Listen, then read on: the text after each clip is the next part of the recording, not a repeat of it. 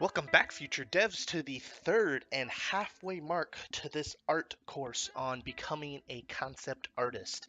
So I'm actually going to start this video with a little bit of a task for you guys. I'd like you to make this value sheet that I made here, which is basically just a purest white to darkest dark, um, and you're basically going to go in the middle, and you're going to take your black and you're just going to kind of try to find your value, and then you'll put that value here and add a little bit darker, and just kind of you'll have to nudge things around once you have it all established to make sure that the gradient works really nice. And that's what we're going to use for analyzing the art here today.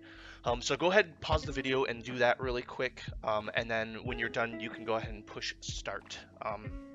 Okay, so if you're done with the value key you have here, we really only ever need to work with 10. We're going to look at every image here, and I guarantee they're going to fall within these 10 swatches. And it's really great because the entire world is really made up of these 10 values. Anything less it's really not noticeable, and that's where you get more to rendering and feathering stuff. What I see new artists do is their work looks very dull and washed out, and it's because they don't establish strong value keys early. So anytime you're starting a piece, you want to use your darkest darks that are going to be in the picture and your lightest lights right off the bat. You just slap them in there. They'll be ugly and quick, but what they do is they give your eye that range to pick from. If you just start to draw and you don't really think about value, you'll realize that you'll have done your whole image and it might be really light because you're kind of being sensitive on it. And what you really want to do, and what's awesome with digital is you really can't mess up, is you just slap down some really dark darks, and it'll help really make your image pop. And I'll show you what I mean by that. This image right here is a perfect example of that. When you look at this image, it is using the entire range of values, and it's really only using about 5 of them. So if we were to color pick on this thing, I'll do a new layer. If we were to color pick on this thing, we'll find that we're using this for this value, we're using a black, we're obviously using a white. Yeah, we're using about these 4 values. There might be, yeah, this is really it. This image is comprised of 4 very graphic values, and there's a massive range, literally from 0 to 10 is what we are looking at here. And that's what makes this image so punchy. If you were to take this image and wash it out, bring these values up and these darks down, this is what I see a lot of people's artwork looking like. And when I pull the values out, you go, well, obviously this is horrible, like why would you do this? But you would be surprised how much of your art looks just like this, because your brain is only thinking relative. You're sitting here painting, and since you're on a page and you're probably this close up, if you're a new artist, you're probably looking at your canvas this close, and your pencil's just drilling away on this thing. You're not noticing that this isn't as black can get, and it's a bit confusing to think that it could get any darker because you never established your blacks. And then you go in here with a black pen or something and you go, oh well, I can't possibly do that now because I've drawn my whole thing and I'm not going to go in here and fill in blacks. That's why you really want to draw with a heavy hand, a very heavy hand. And that's also why I showed you guys composition first, because composition is almost like the most extreme version of establishing your contrast. It is the framing of lights and darks, and nothing changes. This is still composition. This is still just big black graphic shapes that respect their brackets. And so that's exactly what I want to get into next. What Jama here did is he essentially created his composition like this, and within this space you have 2 brackets. You have your white bracket and you have your black bracket. And what happens is when you go on to the next phase, you finished your composition, you're in love with this, it looks great. When you move on, you now respect those brackets. You do not dip into, you don't bring blacks into the white space, and you don't bring whites into the black space. So obviously rules can be broke, but let's keep this really simple and follow the rules to a T. You'll know when you can break them. When you learn it enough, you'll go, oh, I obviously understand now what this meant. Because you can find these values here, right? We're fairly high in the white bracket. But for the most part, we're staying low. We're staying into the darks. All the darks live in the dark space, and all the whites live in the white space. It's much more prominent in the white areas. We're not going any lower than an 8 here. Most of them are 9s and 10s. And what that does is it maintains your graphic stability. And I literally mean just that. It maintains the stability of your original composition where the punchiness holds. And what's cool is like another level deep in that is like, okay, so you have your dark. Now that you have dark, you can actually frame your dark with another light. And as long as it's kind of living within that space, you can create almost layers where it goes, here's your white background, or your background, your black foreground, and then in the foreground, you know, they have really white faces, so you have white again, and then within that, they have black eyes. That's how you maintain that graphic stability. So if you remember anything, it's step 1. Establish your lightest lights and your darkest darks, and that'll usually happen with your composition, which is really great. You get that for free. Step 2 is to respect those brackets and try not to really push out of those ranges where you've established where your lights and your darks are going to be. Because we don't have actual three-dimensional, three-dimensionality in images, we have to fake it with things like with dust and those particles. So you always get a lighter background than you do a foreground. 90% of the time, that's how things work. There are rule breakers, but again, just start with the basics and you can move forward. So if you look at this piece, this is a little bit different. This piece uses the same idea, but it never actually, you go, well, okay, the darkest darks clearly aren't being used here. If I bring my black here, what's going on? This guy's not following the rules. And that is because this person decided to live within a much lighter bracket. This is probably, yeah, not even, it's, yeah, this is the range. So it's amazing the mileage you can get out of just five core values, as long as you're placing them appropriately. You know, the whole darks against lights, because there's no such thing as framing white against white, right? Well, I guess that kind of works, but like white against white isn't a frame. So what's cool is you don't always have to go ultra dark around white, right? This guy knew that if you're just 3 values away, the thing will pop.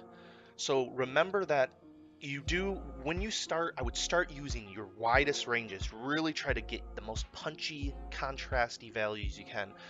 But in the end, you don't have to do that. As long as the way you organize your image, you're creating at least a 2 or 3 distant bracket from your image. This one uses a 2 and a 1, and it barely makes it. But what's great is these values really are worlds apart, because we've already broken down values into 10 major chunks. So there is quite a bit of movement from here to here. So establishing that 10 already gives you a solid range to move from. But to start, I would actually really try to push more dramatic, just so you can understand it. And I did that here. So you can see that this is me using a higher range. And it is much more graphic and dramatic and punchy, but this person was going for like a more misty, very, very bright day. and it works. Now I pulled a piece of art, and again, I hope this doesn't offend anybody because I'm just grabbing random art that I see that easy fixes can happen to. So this isn't a hit towards you. I'm just finding art that I can hopefully help them push it a little bit further. So this piece really suffers from those problems. The values really aren't helping pop this element out. Like, he's obviously the main event of this image, and it's getting lost within this picture. And I went ahead and I just quickly lasso tooled some things, and you can see it instantly comes off the page now. There is drama. I mean, it's just framing. The only way you can frame is with differences, and the only way you can have differences is to just go as light and as dark as you can against the edges. So when you're starting your pieces, a lot of your work's going to look like this, and you really got to be mindful that there's a much broader range of values to work from. So establish those quickly, find where you want to live within your values, and make sure that's put down first, and your art, like, overnight will change. With this piece, this is a great piece because this almost breaks the rules. This almost has the same values as this Jedi, but the reason this works is because of how the grouping happened again. It was purposely framed with this nice value here, this value here, and then this value here with framing again for the mouth. So it's not always finding the most punchy values, but finding the most well-organized grouping of those values. So you can see really quickly that works because everything stays within bunches. Everything respects the groups. And there's a filter mode you can use in Photoshop to quickly find that when you're looking at images. You can see that it messes up a little bit here, but you can quickly see how it maintains its stability as a graphic image. This one is a really cool one because this one, unlike the car accident one, lives within the lowest bracket of values. This is this is an interesting one, isn't it?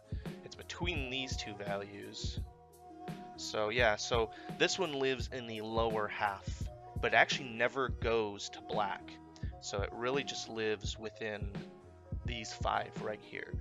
And you can create really compelling images like this by using just a smaller bracket, but being really careful as to what values butt up against what values.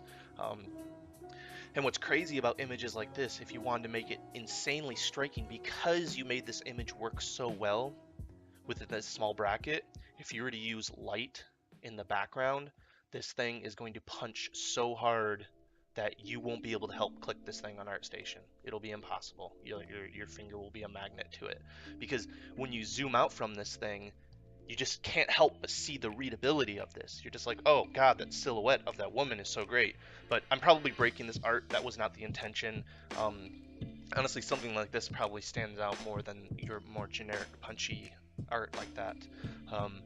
This piece is pretty much using the entire range of values. Again, your darkest darks will be established. Actually, it's really not. It's crazy. This is the problem you have when it's relative value.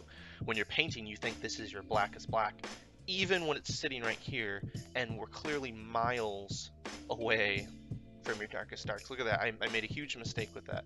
We're honestly living in the upper bracket.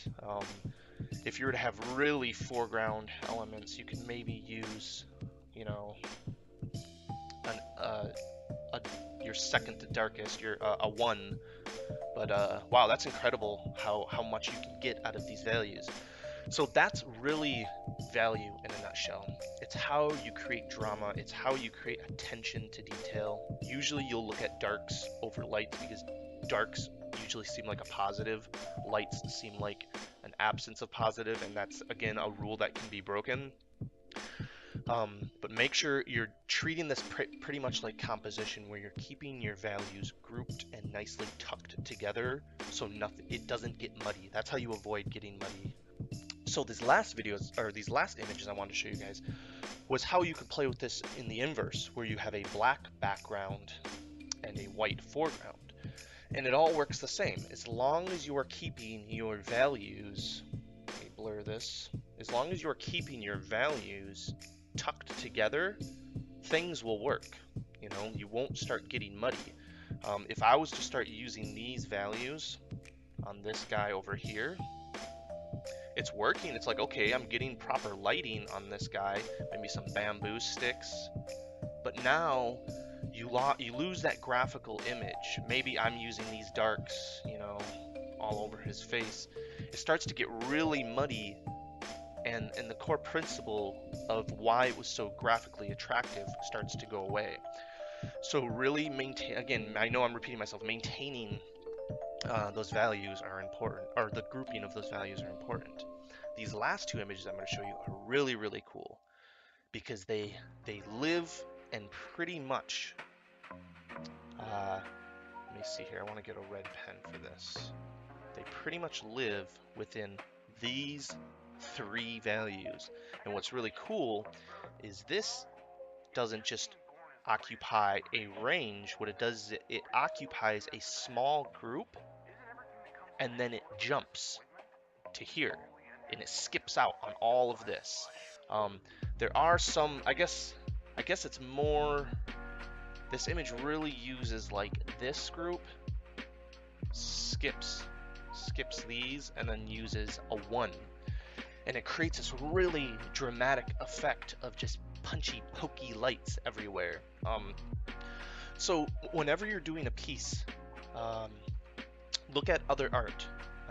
What I actually do is when I'm working on a piece, let's say this is my art piece, and of course it looked like total shit, right? So it probably looked like this. What I'll end up doing is I take other art and I place it around, literally in the Photoshop document, I place it around my art to see if my art has the same punchy values that all my favorite art does. Like I'll go on ArtStation, I'll literally be like, oh my god, like my art is just, it's washed out. And I'll have that filter on top, and I'll go in and I'll add that punchiness, and I'll be like, okay, now that's feeling like the art I like. And when I unmask it, it works. This last piece here, I got a little distracted. This last piece right here is a really cool one, because this one uses, again, the really dark values. But I think what's really cool about this is, in order to establish that it is using the full range, it adds these hits of pure white.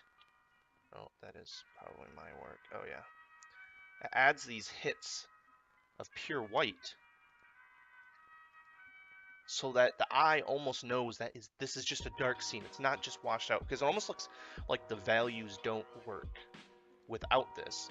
So it's really interesting that the artist decided to add just those few little punches here and there to create the sense of range. And you realize, oh, this isn't just a super dark image. They're in the dark, and these are some lights, and it creates incredible drama and dynamics. And again, this is really just using, God, what is this value? Yeah, it uses the bottom half, but, well, I mean, I guess it's using a big chunk of it's using this, and then it skips and uses this, and then it's using just one tiny little percentage of white. So yeah, think about your compositions in terms of how you want to group values, and this will really help. So that's it for this video, guys. I really appreciate you sticking through this on the value. I've been loving the comments. A few of you actually posted some of your work That's motivating me to get this Discord going, so we can actually have better conversation and talk through this stuff. So the next video, God, I don't actually know what the next video is. You'll find out. So yeah, until then, enjoy making art, practice this stuff, really study some pieces, turn them black and white, look at your work and realize, you know, where it's missing out, and yeah, get to work. Let's make some good art, guys. Talk soon. Bye.